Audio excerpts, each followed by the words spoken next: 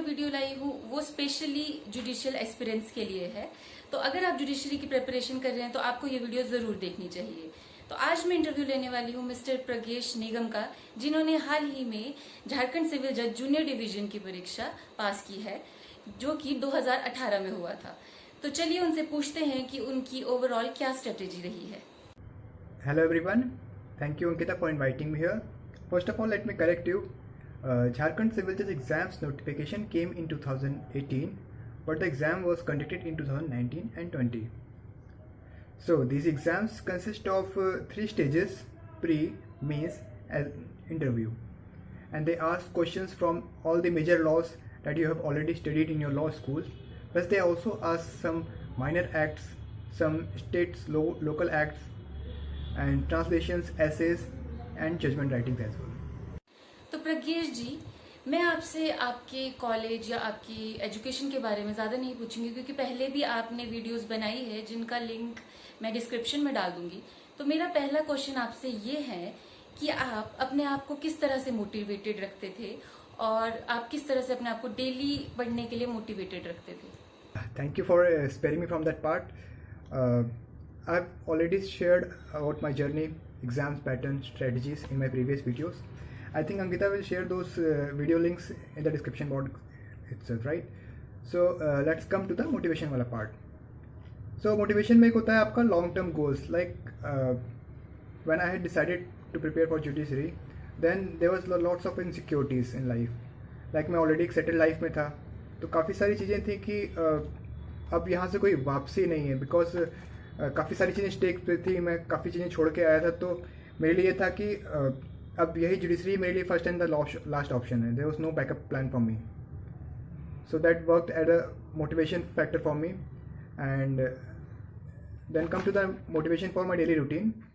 So what I did for my preparation is I've drawn a timeline, like I've divided my days and months. Like मैंने already decide कर रखा था कि मैं कितने दिन में कितने सब्जेक्ट्स कंप्लीट करूँगा। मेरे डेली के टारगेट्स थे कि आज मुझे क्या करना है, कितना कंप्लीट करना है। अगर सपोज आज मुझे कुछ करने में रह गया, कोई सब्जेक्ट या कोई टॉपिक रह गया, तो उसको मैं नेक्स्ट डे कंप्लीट कर लेता था। भले ही मुझे उसके लिए मेरा फ्री टाइम था, लेजर पीरियड था, उसको मैं सेक्रीफाइस करूँ, बट इस रूटीन को मैं, इस चीज़ को मैं डेली होलिस्टिकली फॉलो करता था। तो मेरा दूसरा क्वेश्चन ये है कि आपको पता ही है कि आजकल कोरोना पेंडेमिक चल रहा है और बच्चे अपने आप को इतने टाइम तक मोटिवेटेड नहीं रख पा रहे हैं, क्योंकि एग्जाम्स के बीच में एक गैप आ चुका है। तो आपको क्या लगता है, आप क्या सजेस्ट करते हैं इसके लिए? Every problem comes with an opportunity. So corona pandemic is going on, इस पे मेरा, आपका या किसी तीसरे का बस नहीं चल सकता। So it's better to utilize your quarantine period in completing your subjects. When there were normal days, aspirants used to self-isolate themselves for their studies. Even I had boycotted my entire social circle as well as social media for that particular period.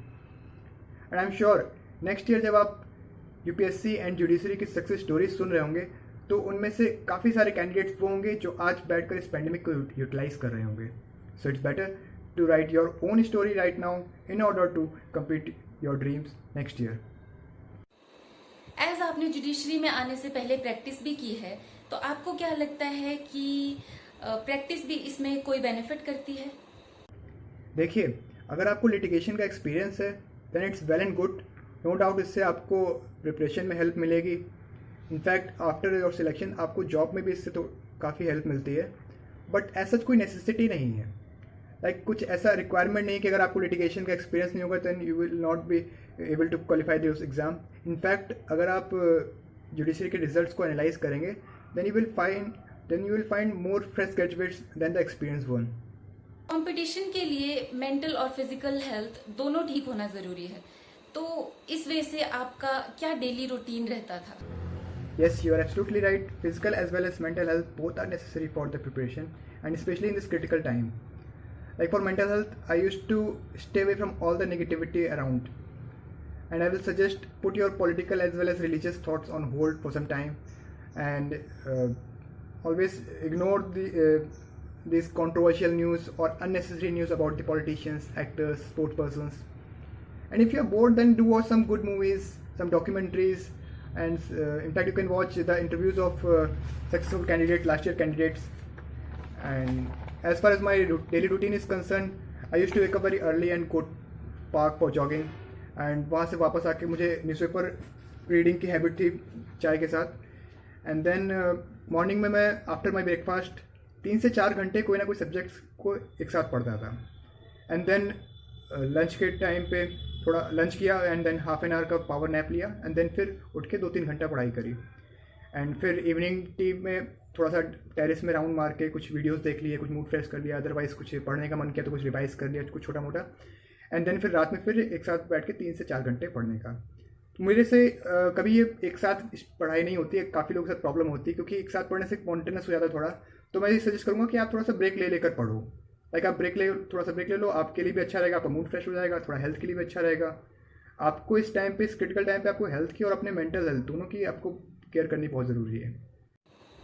सुनने में आ रहा है कि judiciary को भी UPSC की तरह all India exam की तरह कंडक्ट करवाया जाएगा, तो इसमें आप क्या कहना चाहेंगे? Yes, ऐसा प्रपोजल है that government is planning to introduce all India judicial services to conduct a centralized exam.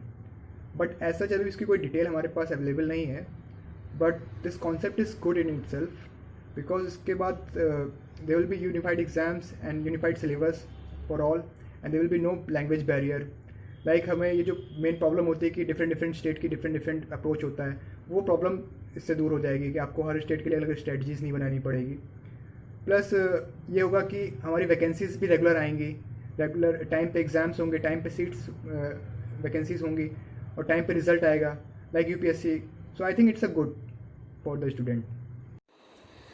आपको क्या लगता है कि अब पोस्ट कब निकलेगी और एस्पिरेंट्स को किस तरह से प्रिपरेशन करनी चाहिए?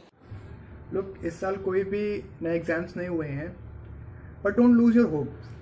लाइक ऑलरेडी 3 स्टेट की वैकेंसीज आ चुकी हैं, बिहार की, एमपी की, छत्तीसगढ़ की.